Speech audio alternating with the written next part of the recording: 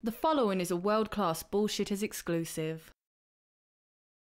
As the world gears up for the Snyder Cut, I wanted to talk about the most recent Marvel offering, WandaVision, before everyone's focus shifts to the biggest comic book event of the season, The Falcon and the Winter Soldier. I'm just gonna come out swinging. I didn't like WandaVision. On a scale of 1 to 10, it's a 6 at best, and I'm tired of being told I 1. Didn't understand the show, or B. You're mad because your theories didn't come true. I had no theories, no ideas, no pretensions about WandaVision. I went in an avid MCU fan and left majorly disappointed. It's not the first time an MCU property left me cold. I felt as excited watching Captain Marvel as Brie Larson did making it. And as more time passes, I didn't like Endgame. # Team Infinity War. Now be warned, I'm not here to incessantly bitch about WandaVision for the next 10 minutes or so. I'm here because fans are suffering and they don't even know it. We're always talked to about fan entitlement, told that we're the problem, we're the issue, we're the ones responsible for all the bullshit, when in reality, the opposite is true. Since WandaVision has ended, there have been an influx of articles that, shall we say, blame the fans for being disappointed with the show, which is weird because the audience gave it an 81% on Rotten Tomatoes, while critics gave it a 91%. A far cry from the discrepancy of The Last Jedi, but enough for the ravenous vultures that write for garbage tier websites to pick apart that 10%. From Star Wars to WandaVision, why opinions sour when fan theories don't come true. WandaVision invited fan theorizing unlike any Marvel Cinematic Universe property that came before. Now that Friday's finale disproved the majority of those theories, including the predominant one, viewers' opinions on the show they'd previously engaged with so happily and thoroughly may start to sour, if fandom history is any indication. However, WandaVision, which was a success by several metrics, might turn out to be the exception. The highly creative Disney Plus series, presented in 2 realities and out of sequence, was bound to appeal to most viewers who enjoyed solving Easter egg-filled mysteries. By dropping WandaVision and then the viewer into the confounding 1950s-based television episode with little to no exposition, everyone necessarily had to fill in and try to figure out what was going on. It was a bold and brilliant storytelling choice to wait until the 4th episode before audiences saw what was on the other side of the TV screen. The reality behind the show within a show. Except, by that point, WandaVision had spun enough loose plot and character threads to fuel a whole internet cottage industry of speculation. Much of the disclosure revolved around the secret identities, duplicitous motivations, and ties to the comics. In a way, WandaVision fandom began closely resembling that of Star Wars fandom around the time of the premiere of The Force Awakens. Director and noted builder of mystery boxes J.J. Abrams structured Episode 7 around 3 questions. Who were Rey's parents, who is Snoke, and what happened to Luke Skywalker? Because The Force Awakens failed to adequately answer any of them, and because the film leaned so heavily into those mysteries, Star Wars fans got to work putting pieces of the puzzle together. It could be said that the reveal that Darth Vader was Luke Skywalker's father in The Empire Strikes Back groomed them to do so, even though Star Wars, like Marvel, hadn't been generally interested in those kinds of twists. Yeah, that's a terrible comparison because that wasn't written when the first Star Wars was made.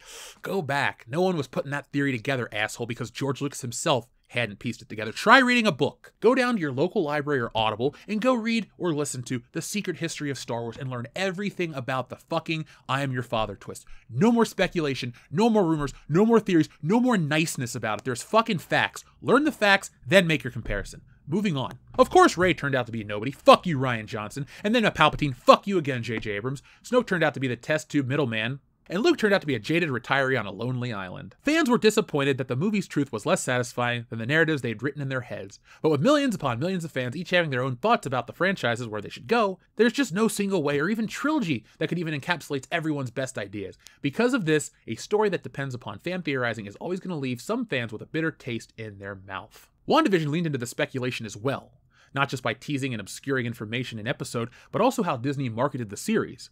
Paul Bettany infamously claimed there would be a surprise star cameo that turned out to be in what's either the worst or the greatest troll of all time, Paul Bettany himself. And the rest of the cast fanned the flames with those rumors. It was also widely expected, because of Disney's acquisition of Fox, that the studio would use WandaVision to finally introduce the X-Men and the Fantastic Four to the MCU. The casting of Evan Peters, who played a version of Pietro for Fox as opposed to Aaron Taylor Johnson, who played him in Avengers Age of Ultron, seemed to confirm as much. While the show never actually gave viewers concrete evidence that Mephisto would appear, there were hints that made the discussion possible. For example, Agnes's rabbit was named Senior Scratchy. Old Scratch is a common nickname for the devil, and Mephisto is a devil-like character who can shapeshift. In the end, none of that came to fruition. It's reasonable that some fans will be underwhelmed by the show's slightly more modest revelation, character lineup, and scope, but upon second thought, they might come to appreciate the fact that WandaVision is so well made and self-contained. It's clear that the series, which was a quirky risk by tentpole standards, was a labor of love for its creators who obviously knew what they wanted to do from the start. Together, they executed a singular vision that sets it apart from the Star Wars sequel trilogy, which changed hands and directors too many times for its own good. So I agree with some of this. Shocking. From such a website, right? What I do agree with was the disappointed fan part. I was that disappointed fan. I wasn't disappointed because my theories didn't come true. I was disappointed because I wasted a lot of time watching filler that didn't go anywhere. My big disappointment was how inconsequential the show felt. I spent 9 weeks watching a show that had 3 incredible weeks, and the other 6 were of varying quality. I thought the acting was great, the casting was great, and that end scene was way too real that it was uncomfortable. But that's it. So if you've made it this far into the video, congratulations, you've now reached the main course. Hopefully the appetizer was to your liking. It's not the fans' fault that they're disappointed with the WandaVision outcome. Being too invested in theories that didn't come true is not the fans' fault. There's another element that the writers who work for these quality publications like to leave out. The fact that the audience has been constantly told by reputable sources that X is happening. In this case, X equals Mephisto. Mephisto was a name on the lips of millions, though only a few thousand know who he is. Over the last few months, thanks to the rumor mill, everyone became a Mephisto expert and bet the whole House of M on the fact that he was the bad guy of WandaVision. He was Ralph, he was Agnes's husband, he wasn't even there at all. Rumors have become as widely accepted as fact, and that's a problem. Today's video acts as a sort of follow-up because I'm going to be talking about one of my favorite rumor mongers, Grace Randolph. I made a video about Grace a few months back talking about how she ruined The Mandalorian because she spent months guaranteeing her rumors were true. According to her facts, the Mandalorian was being killed, he was inheriting Slave 1, he just saved a bunch of money on his car insurance by switching to Geico, yada yada yada, none of that shit happened. While everyone was joyously celebrating the return of Luke CGI Walker, I was sitting around sort of pissed off because this lady spent months telling us this stuff was going to happen, and it didn't. The simple solution to this problem would be not to watch Grace Randolph's videos, and I don't. I haven't in a long time, unless it's to track the source of a bullshit rumor. But one cannot simply avoid Grace's influence online. She's too big. Now, I don't have a personal problem with Grace! But what happens is all these rumors get treated as fact because 1, it comes from an anonymous source that brings with it an air of mystery, and 2, it's shit people want to hear. I'm sure Grace doesn't make up the shit she reports on, but someone does. I don't know where the Mephisto rumor started, but I bet I can figure it out real quick. Most of these rumors start as a basic Google search. When it was announced that Wanda and Vision were getting a TV show, everyone and their mother screamed out House of M because it's the only story that Wanda is that important in. Much to Marvel's chagrin, Wanda is traditionally a B-list character, so she really just had that one event as the star. This is a Marvel problem, trying to make every character into an A-list character. They want to sell you the Marvel brand and that all the characters are valuable, but that's simply not true. Not everybody is Iron Man. Thanks to the wonders of the internet, you're hearing my voice. With that same internet, you can search House of M and learn everything about it without ever reading it. A basic Google search, which on this channel means about 10 seconds or less, reveals that Mephisto isn't even in that story. What happened was the originator of these rumors crossed wires.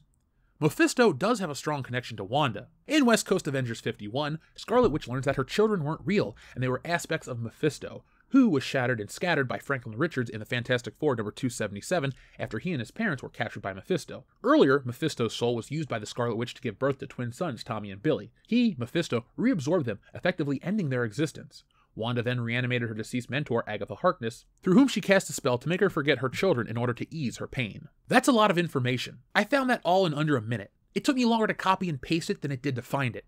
Based on what I just read, it's sort of funny how there's a lot of similarities to WandaVision, but there's also glaring omissions. Now, before anyone says that the similarities aren't relevant and this is only the case because the leaks were mostly accurate, the information I read to you came from books published in 1989. This easily found Marvel information has been public knowledge for over 30 years. It's no secret war. It's not members only. It's everywhere. What most likely happens is someone essentially did the same thing I did. They Googled the information, then instead of telling you where they got the information from, they put it out there themselves as news. Once these start to pick up, content creators like Grace with large followings get a hold of these bullshit rumors. They church them up a bit, and then they put them out there with a warning that they're rumors, but treat them as fact right after that. I don't mean to pick on poor Grace, but as of late, she's been striking out with the geek culture rumors. Hard. I don't follow her, but rumors become facts after she starts talking about them. Last year, Grace started talking about Mephisto, then everyone started saying Mephisto. Thanks to the rumors, the general consensus was that Mephisto was coming. Once everyone was conditioned to that fact, assholes started making fake packaging, passing it off as real, further making these rumors facts. This Minimates package popped up a few weeks ago. At first, people were running around with it like it was the goddamn truth. You know what they say? A lie can travel halfway around the world while the truth is still putting on its shoes.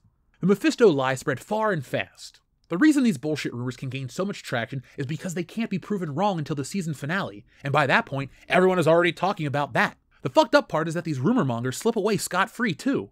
Some people are enamored with WandaVision's ending, and others are left angrily scratching their heads wondering, what about Mephisto? Is it the audience's fault for being angry and confused? No, because someone who presents themselves as reputable told them for months that Mephisto is happening. Then someone made fake images to further that point. I don't think it's fair for websites like CBR to try and put the blame on fans, no matter how friendly their articles seem to be, because CBR and other websites ran with that rumor too. Looking back into their articles about Mephisto, you'll notice that there's a whole slew of them, but they only started popping up around the time WandaVision was announced. Before WandaVision's announcement, CBR hadn't published anything about Mephisto since 2016. Yet, the closer we got to WandaVision, the more often he appeared on their website. Convenient. Why would a website that only reports the facts make more and more content that lines up with the rumors everyone is talking about? It's probably because there's no real news, so they make it up. And when it doesn't come true, they'll have a bullshit excuse, tell us to wait and see, or blame the fans for getting their hopes up.